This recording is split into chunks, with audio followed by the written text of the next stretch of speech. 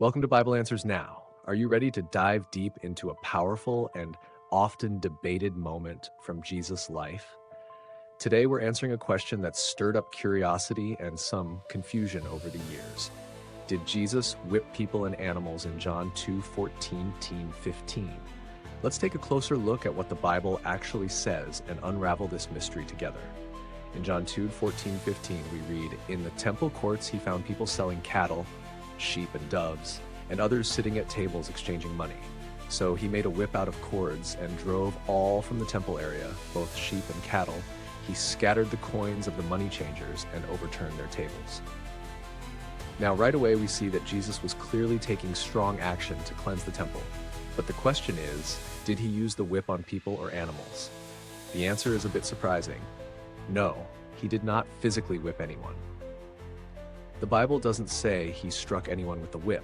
Instead, the whip, made from cords, was likely a symbol of authority, used to drive the animals out and possibly direct the situation in a manner that underscored his righteous anger. John 2 verse 15 specifically says he drove them out along with the animals, but it doesn't say he whipped anyone in the process. What we see here is Jesus asserting his authority in a deeply symbolic act. The whip was a tool to clear the area, and his anger was focused on the corruption that had overtaken his father's house. Now, it's essential to understand the context here. Jesus was not simply upset about the marketplace being set up in the temple. No, his righteous anger was directed at the fact that the temple, a place meant for worship, had been turned into a den of thieves. Matthew 21:13.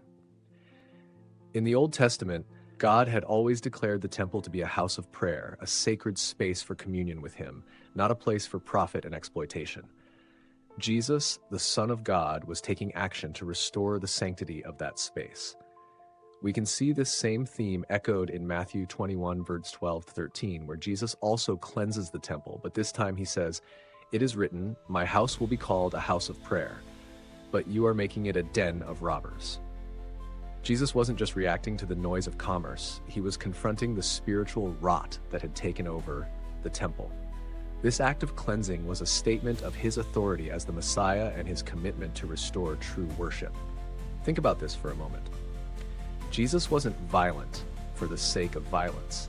His actions were intentional, symbolic, and rooted in a desire to uphold the holiness of God's house. It was an act of righteous indignation aimed at injustice. So, what can we take away from this powerful moment? First, it's a reminder that Jesus stands up against corruption, greed, and injustice. He's not indifferent to the things that dishonor God. But what does that mean for us today? Maybe it's about how we treat the spaces we've been given, our homes, our hearts, our communities. Are we creating environments that honor God? Are we willing to stand up for what's right even when it's uncomfortable? Second, Jesus' cleansing of the temple shows us the importance of purity in worship. Just as he drove out the distractions in the temple, we too are called to cleanse our lives of anything that draws us away from God. Is there something in your life that needs to be driven out? Something that is crowding out the peace and holiness that should define your relationship with God? Finally, we're reminded that Jesus is the true authority.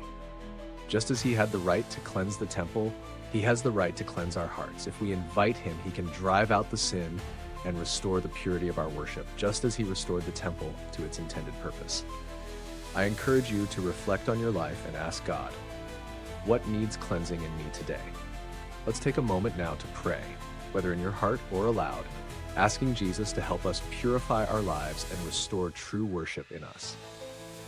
Before we wrap up, I want to thank you so much for joining us here on Bible Answers Now. If this video helped you understand more about Jesus' actions in the temple, please take a moment to like and subscribe. Share this answer with someone who might need this insight, and don't forget to leave a comment. I'd love to hear your thoughts on what this passage means to you personally.